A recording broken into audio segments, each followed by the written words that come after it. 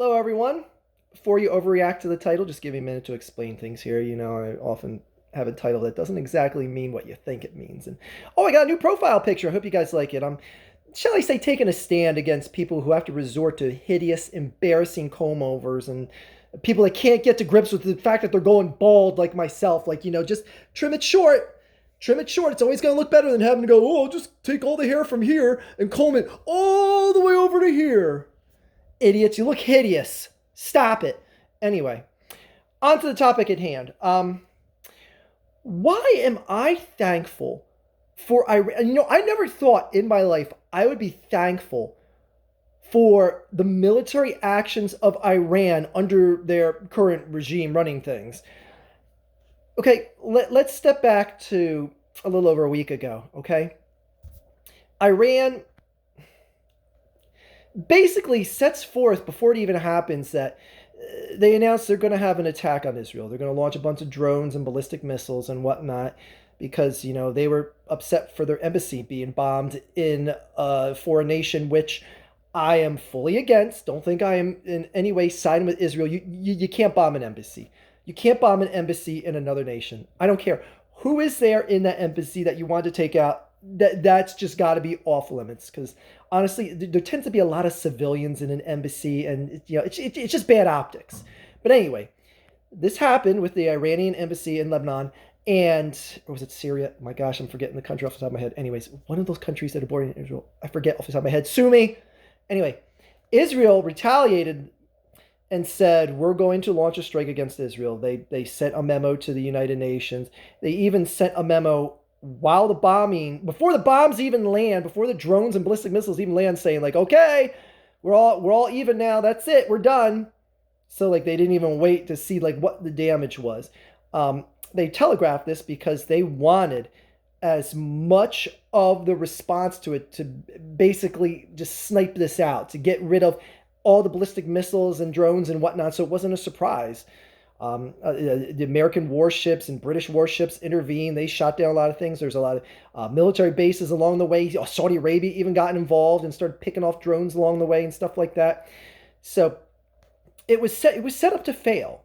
It wasn't set up to like decimate Israel and turn it into like a burning wasteland. Like no one in their right mind thought that initially. Now, when this first happened, I posted a comment saying I got a bad feeling about this because I thought this was going to start some whole little back and forth thing between Israel and Iran, and it would sweep up the entire Middle East into a sloppy PUSSY war. But that's not what happened. Israel then said, okay, we're going to respond. Tit for tat is done. Guess what? We're going to give you an extra tit. So Israel then bombs the air defense systems around a nuclear weapon, for those of you that like it said properly. It bombs the weapons defense systems around a nuclear research facility that's trying to enrich uranium to basically say, like, guess what? The next round is coming for the actual facility. And Iran was just like, no, we're good. We're good. Yeah, those bombs that came over from Israel, they didn't really do much damage. So, yeah, we don't need to retaliate. Oh, Iran, you are such a bunch of tough talking pussies, man. Israel basically called your bluff. They called your bluff. They bombed you back again. And you're saying, oh, no. We don't need to do anything else. No. Because if you give another tit for their tat to come back, they're going to knock out every single uranium enrichment facility, every single defense system in the country, anything of military importance, they could wipe out in a second. Because your air defense systems blow, just like Russia's finding out with Ukrainian just makeshift drones getting through and wrecking oil fields and deep into Russia right now. And the Iron Dome system is working near flawlessly for Israel. So, why I ultimately want to thank Iran here to get to the actual point of this video is the spending bills that just got passed in the United States Senate last Saturday would have, I truly believe, not happened at least that soon if it wasn't for Iran. For Iran attacking Israel got what I honestly feel was AIPAC off their asses to really throttle Congress into action. If you don't know what AIPAC is, AIPAC, look it up yourself. I'm not take an hour dissertation to fully explain what they are. But they are the strongest political influence committee as far as international any international affairs go. It is a group of very wealthy, pro-Israel, pro-Jewish individuals that form together and have created a super mega rich group of influencers. I don't mean people that post shit on TikTok. Influencers that can get their lobbyists into Congress, into Congress's ear, get their candidates that are pro-Israel on the ballots and elected, spend tens of millions. To give an example, AIPAC has already allocated $100 million to spend on the upcoming election to invest in pro-Israel candidates. $100 million. And it's probably going to be way more than that. So that gives you an idea. This is just one election. They're just like, throw $100 million at it. And that's why people often wonder, like, why is America so pro-Israel? Like, it's not like if anything ultimately bad happened to Israel, or they got completely pushed in the Mediterranean Sea, wouldn't it be like, oh my God, what is America going to do? Like nothing would happen. It's basically because there's a very strong, wealthy group of people that have a lot of money. I don't care. You could call that whatever you want. You can hate it however you want. But that is the way the capitalism cookie crumbles here in America. If you are a group that has a lot of money at your disposal and you want to throw it into the game of politics, you can get your initiatives, your choices, your candidates, your whatever, a clear, distinct advantage. And that's what happens. America is pro-Israel because AIPAC and the people that are behind it are pro-Israel. And they put so much money into political campaigns.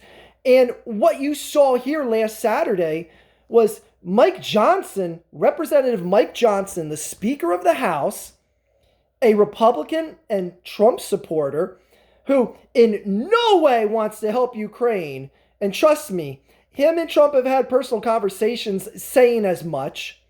Who in no way, all of a sudden, comes out and speaks to the press in Capitol Hill saying like, oh, Ukraine is a top priority right now. It is full initiative that we need to get this to a vote in the House of Representatives and get this funding of weapons to Ukraine. What? He hasn't said anything close to that recently. He's been so against letting the House get a vote. He's held it up for over 4 months now. Over 5 months now. He didn't want to take a vote on Ukraine military spending. And that's the thing too. On top of AIPAC, the military industrial complex, like Lockheed Martin, any other cog in that industry, they had to have been in Congress's ear as well, saying like, you guys, we're getting a chance to spend billions of dollars producing munitions, airplanes, tanks, etc., and you're not for it? The Republican Congress is not for it? What is your problem? Loyalism to Putin in the MAGA group, that's what it is. Again, not to make this a whole political thing, but yeah, that's what it is. Anyone loyal to Trump right now is against funding and any sort of help to Ukraine right now. They would much rather have Russia just decimate Ukraine, have the war be over, pull out all funding.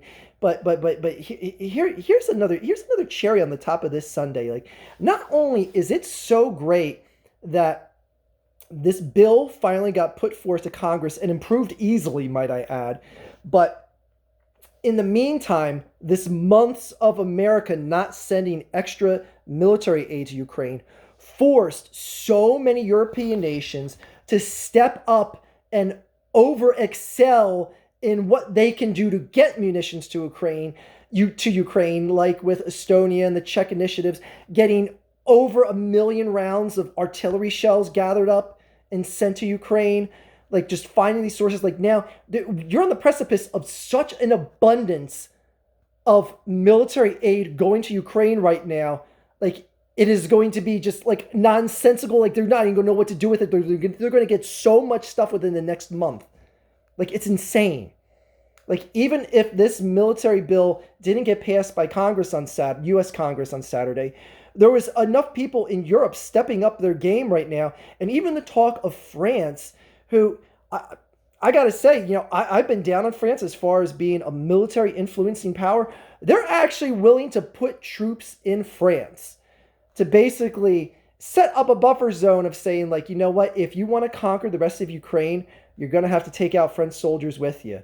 Just to even do that, like not put them on the front lines, put them back deep enough saying, like, Russia, if you seriously want to get froggy and start jumping and you start wiping out our troops, we're going to send a whole hell of a lot more in there and you ain't going to have fun with that. Like, bravo, France! Holy shit, since when did they become the front runner in pushing out there in Europe right now? Well, technically Ukraine is. Pushing out your military out there and getting in the mix of things. So, I'm just so happy that this got passed. And the one thing that the Biden campaign did too is before this vote Saturday and before AIPAC and the military industrial complex got into Representative Mike Johnson and Marjorie Taylor Greene's ear, is this was initially going to be a bundle package with Taiwan, Israeli, and Ukraine aid bundled together. And instead, it was separated into 3 separate bills. And the whole thing about that and why Congress and Mike Johnson wanted to do that is, okay, you can take your vote on the Taiwan bill, Congress. You can take your vote on the Israeli bill. And then you can take your vote on the Ukraine bill. The only problem is if the Ukraine bill came up for a vote and AIPAC and everyone else didn't get into Congress's ears, they would have just not gerrymandered. Jeez, why am I forgetting the exact word? Oh my gosh. When you talk in Congress and delay a bill, why am I forgetting the damn political science 101 word? Anyways, you can basically delay a vote by having endless arguments against it, and you just go on and on. Filibuster, for crying out loud, Archfiend. God, how did I get a political science degree and I forgot the word filibuster? Anyways, they would have basically filibustered the Ukraine portion, or the actual Ukraine bill. They would have filibustered it into oblivion. Because that's the thing is, Israel has to have been saying, and AIPAC had to have been saying, like, stop playing this stupid political game shit. Separate the bills, let Congress take a vote.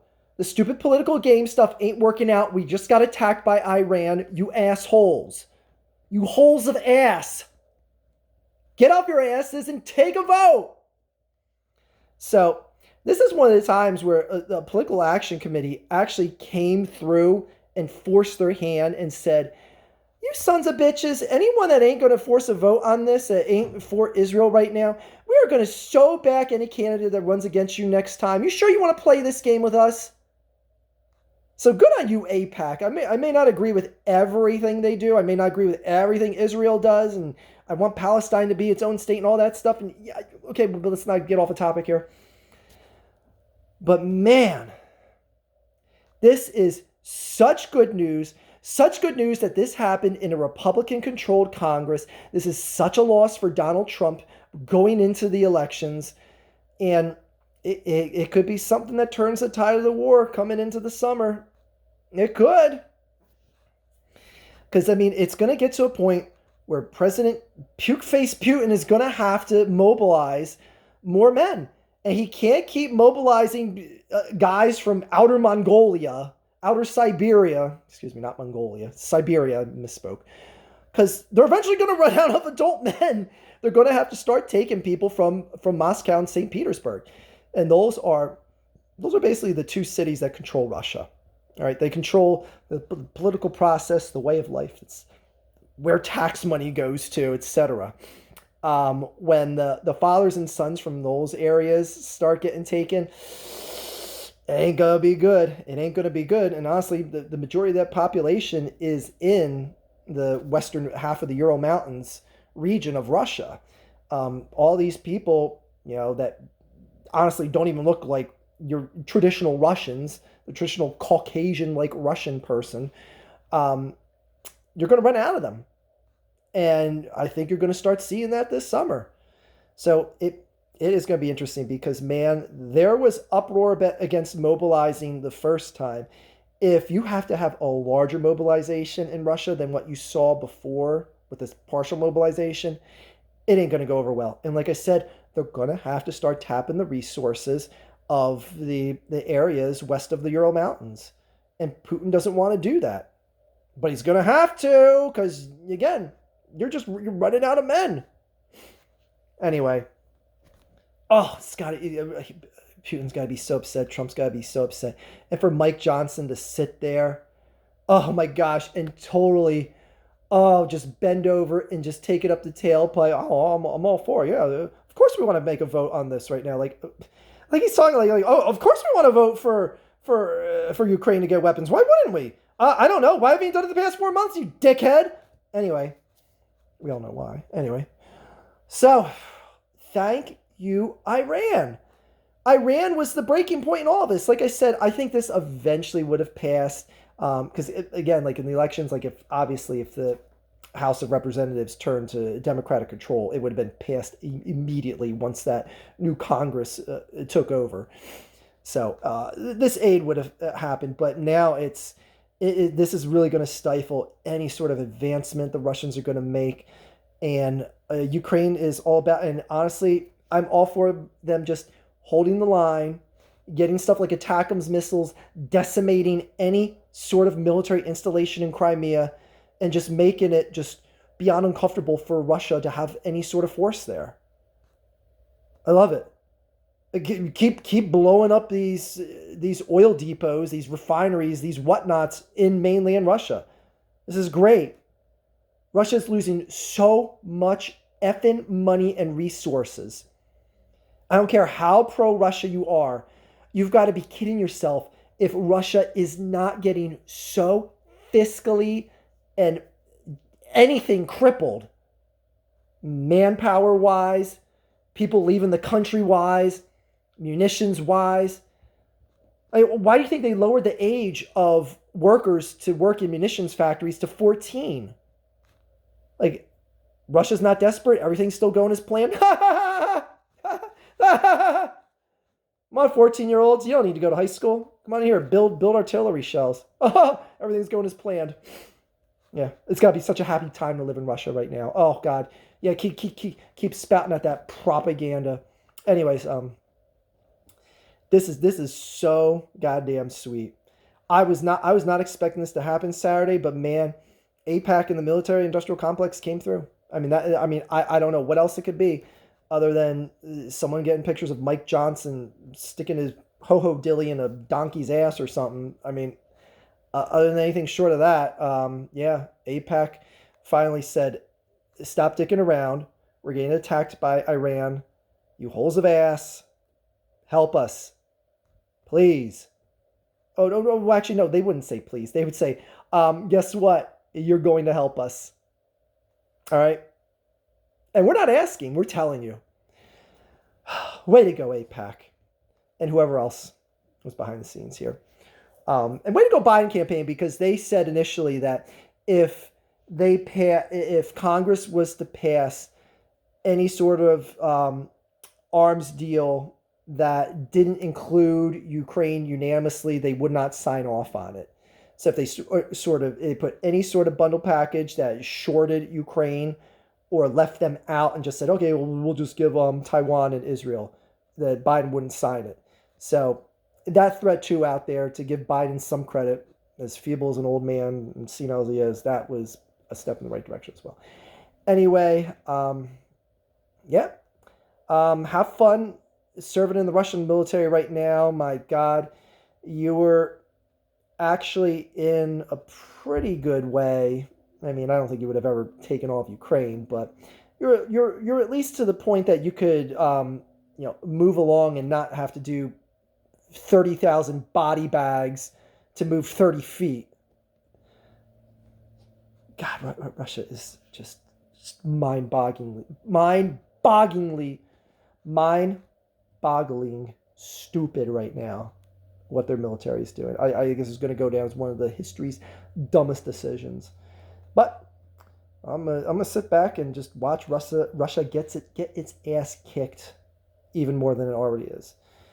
That is all.